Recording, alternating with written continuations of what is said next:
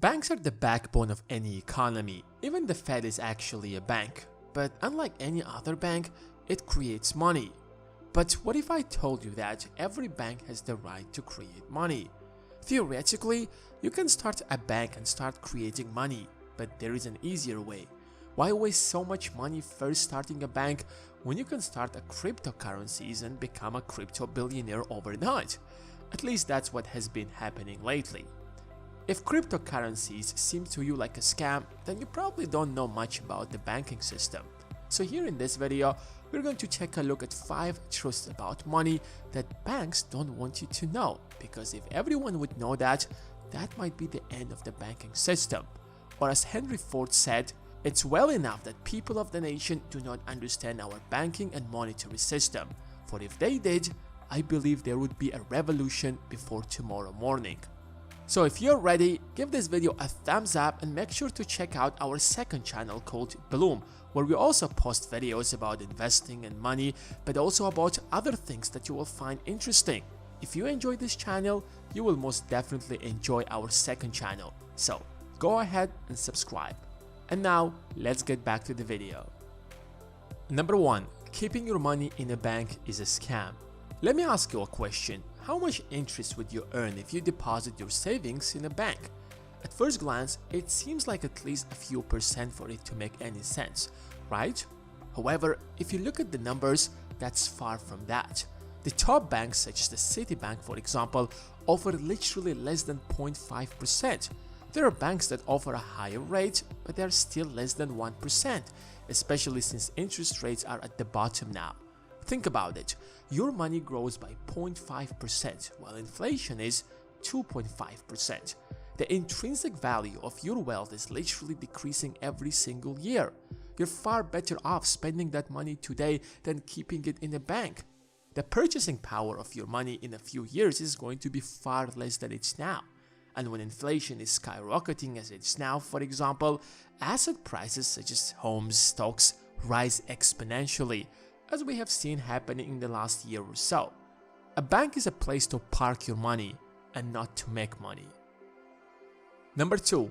Every bank has the right to create money out of thin air. If I would tell you that banks do create money, you probably won't believe me, because the only bank that's allowed to create money is the Fed.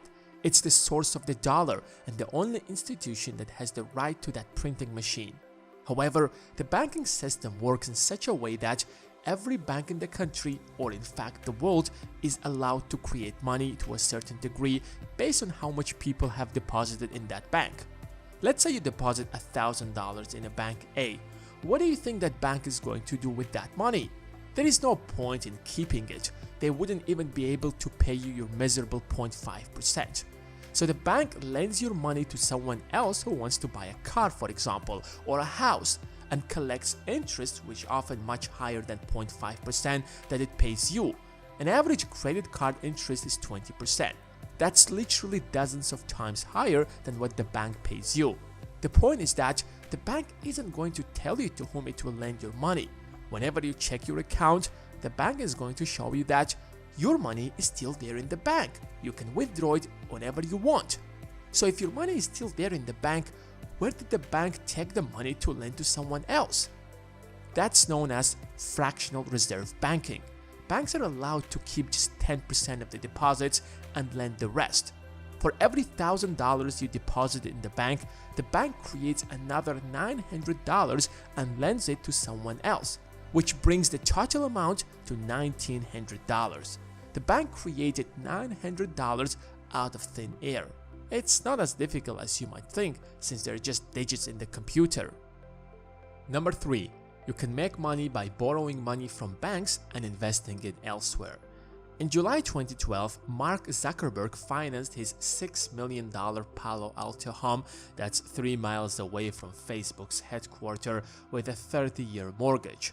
At that time, he was 28 years old and the world's 40th wealthiest person, worth an estimated $15.6 billion. The question is, why would you get into debt when you have billions of dollars and can easily afford it?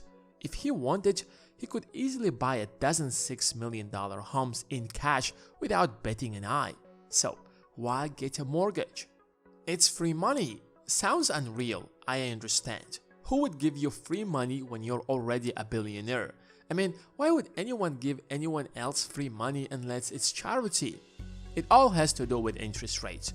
Remember when we talked about banks giving such a low ROI that it doesn't worth keeping your money there since it doesn't even beat inflation? So you're losing money? Well, in this scenario, it's the other way around. The inflation rate in the US is 2.5 to 3%. So any money you can borrow is below inflation rate is considered free money. Zuckerberg's mortgage rate was just a little over 1%. If you do the math, the banks is the loser since the mortgage rate is below the inflation. You don't have to be the genius to do the math. For the sake of example, let's say you borrow $1 million at the rate of 1%. The average rate of return on a savings account is 2.4% before the pandemic, and now it's less than 1%.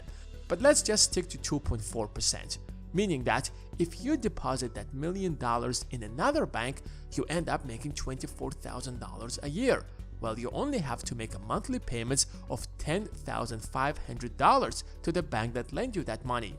Imagine if you do that with $100 million, or how about $1 billion?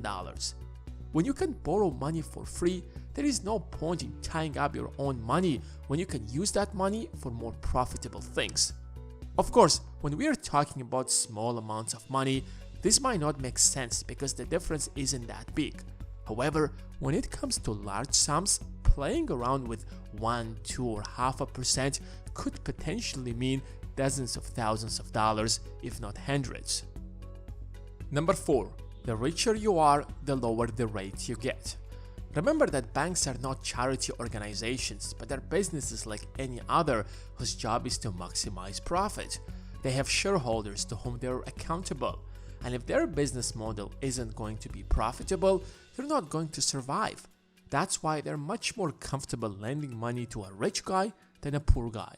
When you're a billionaire, for example, the banks can sleep peacefully because no one is worried that you might default on your loan. And in case if something happens, in case you can't make your monthly payments, you can easily sell part of your business to pay back your mortgage. That makes loaning money to you almost risk-free. In fact, that's how the banking system evolved over the centuries, where banks would only work with nobility, with people who had money and assets that constantly generate income such as land. Compare that to an average employee who could get sick or might not be able to work or just loses his job. If you're barely making ends meet, loaning money to you is extremely risky. I know that it's easy to criticize banks for that, but think about it. Would you feel comfortable loaning money to a friend who barely makes any money or a friend who has a business? Probably the latter, no matter how harsh does it sound. If you want to get a lower mortgage rate, a lower credit card rate, just better terms when borrowing money, you have to do better financially first. Banks also offer such a low mortgage rate to establish a strong relationship with rich people so that when they would need a bigger loan for their business, for example, they would come to them. It's a win-win situation. Technologies such as blockchain or cryptocurrencies are promising to change that and democratize banking, and they will probably to a certain extent.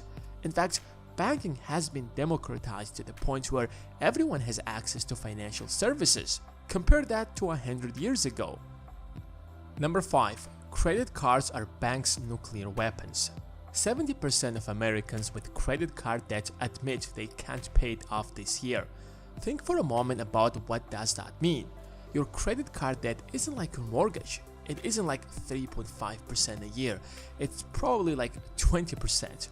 If you can't pay your credit card debt on time now, what makes you think that you can pay it in a few months later when that debt has grown much bigger? In other words, 70% of Americans are about to fall into the debt trap.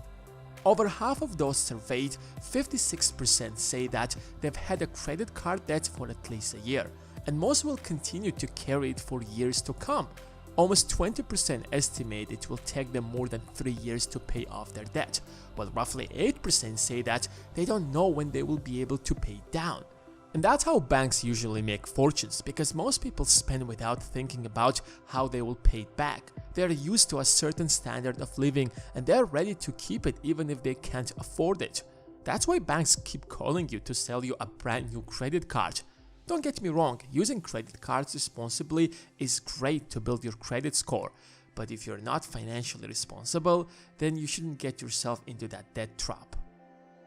If you have enjoyed this video, you will most definitely enjoy this custom playlist that I have created specifically for you that has our most popular videos in business, investing, and the stock market that could potentially change your life. And now, give this video a thumbs up that it deserves and make sure to subscribe if you haven't done that yet. Don't forget to check our second channel. Thanks for watching, and until next time.